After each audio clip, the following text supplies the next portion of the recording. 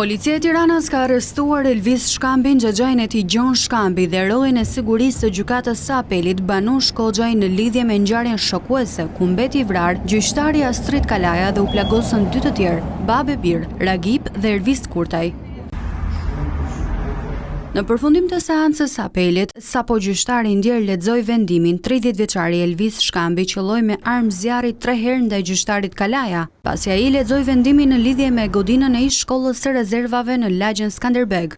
30 vjeçari Shkambi ka nxjerrë armën dhe ka qelluar me 3 plumba Astrid Kalan, 2 prej të cilëve e prekën në kraharor dhe 1 në pjesën e barkut, plagë që rezultuan fatale për gjyqtarin 60 vjeçar.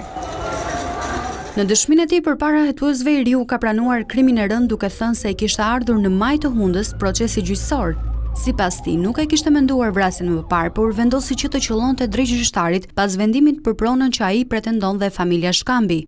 Elvis Shkambi akuzohet për veprat penale, vrasje e funksionarëve publike kryer në bashkëpunim, vrasje në rrethana të tjera cilësuese kundër 2 ose më shumë personave e mbetur në tentativë dhe e kryer në bashkëpunim, si dhe armbajtje pa leje. Xhaxhai i tij ndërkohë akuzohet për vrasje funksionarëve publike kryer në bashkëpunim dhe vrasje në rrethana të tjera cilësuese kundër 2 ose më shumë personave e mbetur në tentativë dhe e kryer në bashkëpunim, ndërsa ndaj rojes së gjykatës rëndon akuza e shpërdorimit të detyrës. Referuar dinamikës së ngjarjes, policia shton se 30 vjeçari dhe xhaxhai i tij kanë qëndruar në hollin e pritjes deri në orën 15:29 dhe më pas janë futur brenda sallës së gjyqit. Në orën 15:35, në momentin që gjyqtari Kalaja ka shpallur vendimin, Elvisi ka nxjerrë pistoletën dhe ka qelluar 3 herë ndaj tij. Më pas, ai ka drejtuar armën ndaj Babe Bir, Ragip dhe Elvis Kurtaj, me të cilët ishin në konflikt për pronën duke i plagosur.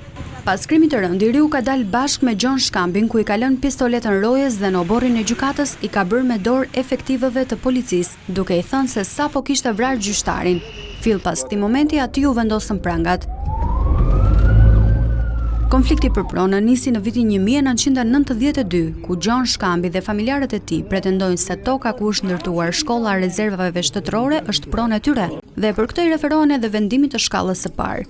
Ky vendim ishte shkak për përplasjet prej vitesh mes familjes Shkambi dhe 32 familjeve që ishin strehuar në këtë godinë.